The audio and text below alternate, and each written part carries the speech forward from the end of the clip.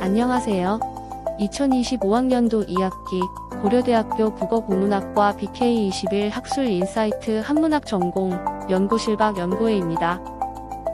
저희 연구실 박연구회는 팀장인 김남지 박사과정생을 비롯하여 신혜선, 윤다운, 손채원 석사과정생으로 구성되어 있습니다.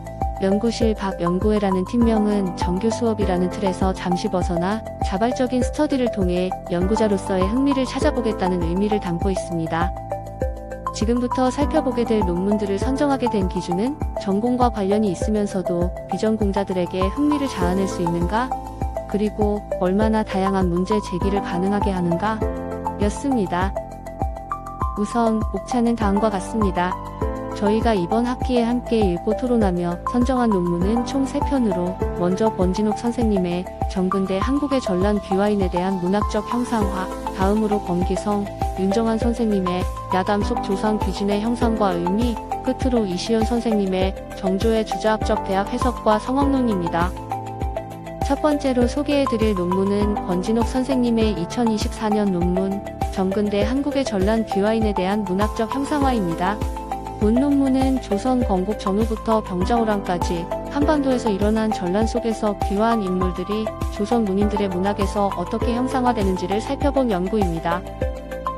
논문에서는 고려말 조선 건국에 일주했던 여진족 출신 이질한, 임진왜란 당시 명나라 원군이었던 심은용, 명나라가 멸망하자 조선으로 귀화한 전호겸, 세 인물을 다루고 있습니다.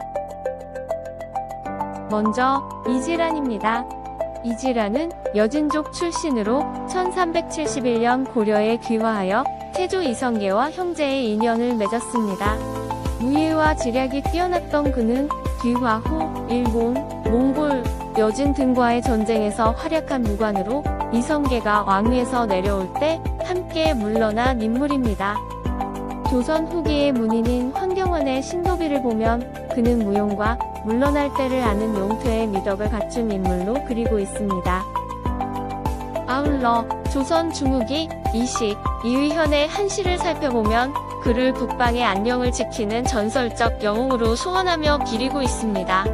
덧붙이자면 이질한의 후손 중에는 임진왜란 중 백탑에서 전사한 이희당, 이과를 토벌하다 적탄에서 전사한 이중로, 병자호란 때 학포에서 전사한 이삼립 등이 있다고 합니다. 다음은 심은용입니다. 심은용은 임진왜란 때 명나라 원군으로 조선에 왔다가 귀화하여 선조로부터 선주를 본관으로 하사 받았습니다. 그는 풍수지리에 밝아 궁궐 재건에 참여하였으나 이로 인해 인조반정에 휘말리기도 하였는데 다행히 목숨을 부지하여 은둔하다 생을 마감한 인물입니다. 그러나 추후 그는 영조에게 추증되었습니다. 조선 후기 이귀 사세마, 병영관, 지평 등을 역임한 홍직필은 유어비에서 심은용을 기리며 그가 비록 귀화했지만 중화의 문화를 고수하려 했던 점을 높이 평가합니다. 흥미로운 지점은 홍직필 자신이 심은용에게 강한 동질감을 느낀다는 것입니다. 명나라가 망하고 청나라가 들어섰음에도 중화를 지키려 했던 조선인 홍직필은 조선으로 귀화해 중화인으로 자처하는 심은용을 통해 조선의 정체성을 확립하고자 한 것입니다. 마지막으로 전호겸입니다. 광평 전시의 시조이기도 한 전호겸은 명나라가 멸망하자 중국이 아닌 조선으로 귀화하여 무관이 된 인물입니다. 조선 후기 종부시주부, 사성 등을 역임한 김원행의 족보 발문 분석이 인상적인데요. 귀화 후 100여 년이 지났음에도 후손들이 중화의 풍속을 잃지 않고 있는 모습을 높이 평가하는 한편 귀화한 중국인이 아닌 조선인으로서 살아가는 후손들이 느끼는 상실감과 소속감에 조선인의 입장을 투영하고 있습니다. 본 연구는 문인들의 문집 속에 나타난 귀화인의 문학적 형상화에 주목하여 인문학적 연구 지평을 넓혔으며 귀화인이라는 타자를 통해 조선 지식인들이 스스로의 정체성을 어떻게 확립하려 했는지를 규명했다는 점에서 의의가 있다고 할 수 있겠습니다. 두 번째로 소개해드릴 논문은 권기성, 윤정한 선생님의 2024년 논문 야담 속 조선 귀신의 형상과 의미입니다. 본 논문은 조선의 야담 속 조상 귀신의 양상을 살피고 유형화하는 과정을 귀납적으로 접근하여 의미를 고찰하고자 한 연구입니다. 먼저 성리학에서 제사는 자신을 낳아준 은혜에 보답하는 행위입니다. 그러나 성리학적 관점에서 귀신은 자연철학의 대상이기에 섬겨야 할 대상이 아닙니다. 따라서 제사의 정당성을 위해 조상 귀신의 실체를 인정해야 하지만 동시에 성리학적 본질과 충돌하는 모순이 발생합니다. 주자는 이를 제사 감격설과 동기 감흥설로 설명합니다. 정성을 다하면 조상의 기와 감흥할 수 있다는 논리인 것입니다. 김시습, 이황과 같은 조선 유학자들도 이를 따랐습니다. 하지만 이론적 균열은 여전했습니다. 조상 귀신의 실체에 대한 지나친 인정은 불교나 무속과 다를 바가 없어지기 때문입니다. 본 논문은 바로 이 이론적 틈새를 파고들어 야담 속에서 귀신이 어떻게 다양한 모습으로 형상화되는지를 분석했습니다. 본 논문은 이를 크게 세 가지 유형으로 분류합니다. 기의 체험, 교조적 차원, 그리고 화복의 주관입니다. 제2유형은 단순히 조상을 목격하는 기의 체험입니다. 특별한 목적 없이 사후 세계에 대한 인간의 원초적 호기심을 반영하는 단계로 유목민의 엉야담에 등장하는 박형 아들의 훈령, 저승의 복식 등이 해당합니다. 제2유형은 교조적 차원입니다. 꿈에 나타나 자신의 묘를 찾아달라라는 식의 요구인 것입니다.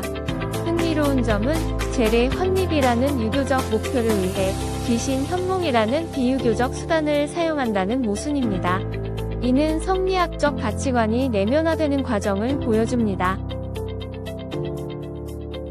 다음은 제3유형, 화복주관입니다. 야담 속 조상 귀신은 후손의 과거 급제를 돕거나 재앙을 막아주는 등 직접적인 복을 주는 존재로 묘사됩니다. 이는 조상을 잘 모시면 복을 받는다라는 민간의 기복 신앙이 투영된 것으로 유교가 민간의 욕망과 결합하여 가족, 이기주의적 속성을 띠게 되었음을 시사하기도 합니다. 본 연구는 성리학적 귀신론이 실제 서사 매체인 야담에서 어떻게 변용되고 기복적 가족주의와 타협했는지를 실증적으로 규명했다는 점에서 지성사와 문학을 결합한 연구 사례라고 할 수 있겠습니다. 세 번째로 소개해드릴 논문은 이시원 선생님의 박사학위 논문, 정조의 주자학적 대학 해석과 성황론입니다. 앞선 논문들이 문학과 야담을 다뤘다면 이번엔 경학인데요. 본 논문은 정조가 대학 해석을 통해 어떻게 자신의 정치적 권위인 성왕의 지위를 확립했는지 추적하고 있습니다. 정조는 의심할 것이 없어도 의심해야 한다며 주자학이 맹목적 답습을 타파하고 스스로를 주자학이 정통 계승자로 보아 학문의 스승인 군사로 규정한 뒤 이를 통해 당쟁을 억제하고 왕권을 강화하는 기틀을 마련했습니다. 정조는 신하들과 치열하게 주자학적 학술 담론을 벌였습니다. 초기 문신부터 지방 유생까지 포괄하는 방대한 담론의 장을 열어 주자학적 해석을 보편화하고 공고히 하고자 하였습니다. 이와 같은 과정을 통해 정조는 성의와 정신무로서 인간을 수동적 존재가 아닌 스스로 명덕을 회복하는 자발적 주체로 긍정했습니다. 또한 주자의 보망장을 수용하되 이것이 공허한 관념이 아니라 실제적 암과 실천으로 이어지는 실학임을 입증하고자 했습니다. 나아가 정조는 예학형정의 모든 통치 행위가 결국 효도와 같은 기본 윤리에 있다고 보았습니다. 또한 대학을 관통하는 원리를 호으로 파악하고 군주가 이 기준을 바르게 세우기 위해 정밀한 마음 공부를 해야 한다고 역설했지요. 특히 시국평천하장을 기존의 8절이 아닌 5분절로 체계화하여 학술적 엄결성을 높이기도 했습니다.